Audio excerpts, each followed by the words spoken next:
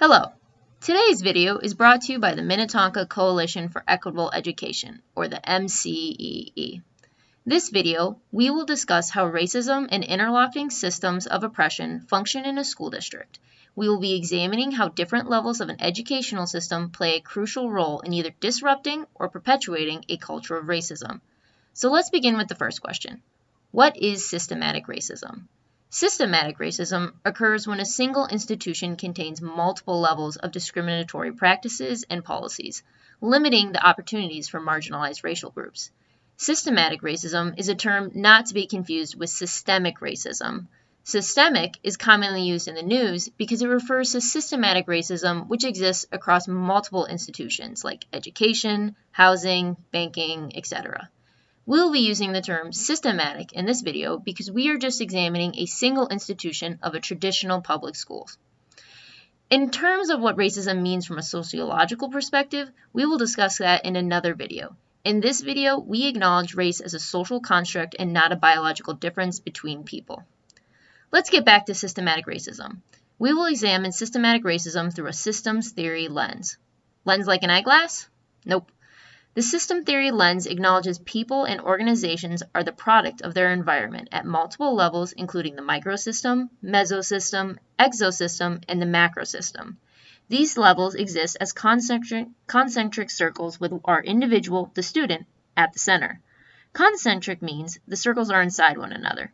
Note in our example here, there are 5 circles, each growing increasingly small as you get closer to the center. We will start with the smallest circles of a public school before ascending to larger environments. It's important to remember one thing. Each level of the system interacts to produce computational effects. Computational? Instead of students being influenced by one of these circles of influence, they're impacted by all of them. That is more than additive. 1 plus 1 does not equal 2.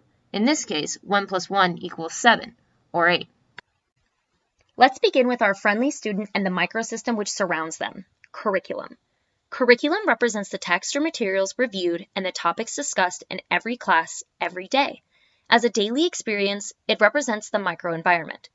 The next layer will be considered a second microsystem. Why? Because now we're talking about the interpersonal interactions a student experiences. This means their conversations in the hallways, their discussions on online forums, even lectures in the classroom. The main agents our student interacts with are more students, teachers, and school staff. These 3 particular agents are important for the following reasons. Students help reinforce social values within the curriculum and recreate racist behaviors in their interactions. Teachers represent gateways to knowledge, but by not only focusing on what is taught, but how something can be taught. They are responsible for dispelling problematic thoughts and encouraging critical thinking. School staff and building leadership often can give direction and guidance on how education is structured within a building. They uphold an accountability system through the creation of policies which affect both curriculum and staff conduct.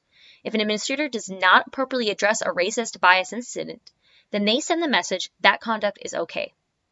Now, the mesosystem is comprised of extracurricular activities outside the school itself and places of employment for the student. The ecosystem consists of key stakeholders within the local community.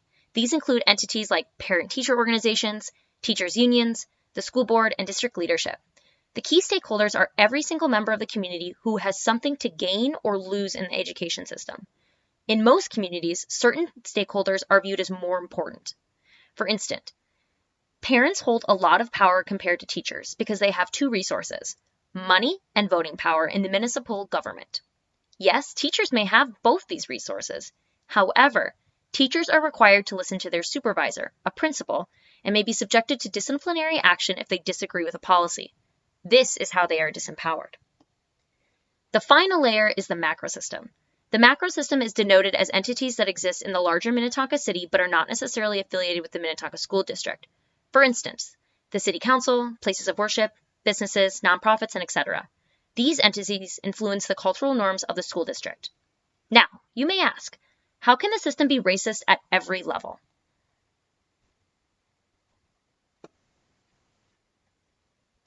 Let's go back to the microsystem of curriculum.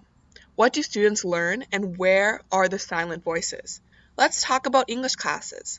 If the curriculum is not structured to represent different identities, students may never learn about different cultural experiences. Or worse, students may think those voices don't matter. This is called the hidden curriculum, unintended lessons learned from school which are not formal course material. The hidden curriculum would state we don't need to include diverse authors because their experiences are not culturally relevant or important. Teachers and staff can also participate in the hidden curriculum, either by action or unconscious bias. Untrained staff can perpetuate microaggressions, or they themselves can exclude material from people of color. School administrators can also exhibit racism by how they incorporate discipline practices and how they treat the concerns from students of color. Does the school administration listen and take actionable steps? For example, an assistant principal can nod their head and agree when a black student is getting unfairly disciplined, but if the assistant principal never takes any steps to fixing the problem, they perpetuate it. More outright, racist acts can include a principal who bans texts from being taught or refuses anti-racism training for staff. Stakeholders, specifically PTOs and parents, can also be extremely influential in a district. Dr. Carol Burris wrote, On the Same Track, a book about decreasing educational inequities for marginalized groups. She described the 3 Ps, power, privilege, and prejudice, which limit equitable change within the schools. Parents or community members who have more power in a district are those who are more involved in the school system or have connections to school board members and school officials. Privilege can mean anything. For example, if you speak the dominant language, it would be much easier to contact teachers or school administrators.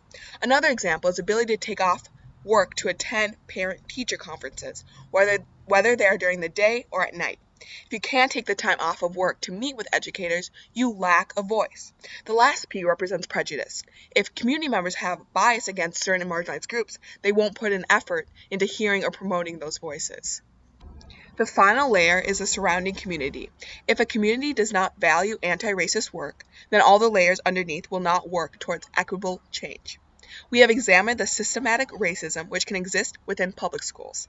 So now we ask, how does Minnetonka Public School look at every level of the system? Here are some basic questions to start asking. What kind of curriculum is being taught?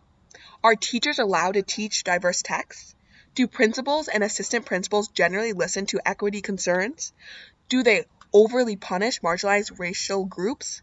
Do they punish teachers for teaching diverse texts? How does a PTO and other community organizations fight for equity? What programs do they advocate for? Does a district leadership believe in and actively create equity in their district? Thank you for watching today's video. Make sure to follow the M.C.E.E. on our social media accounts.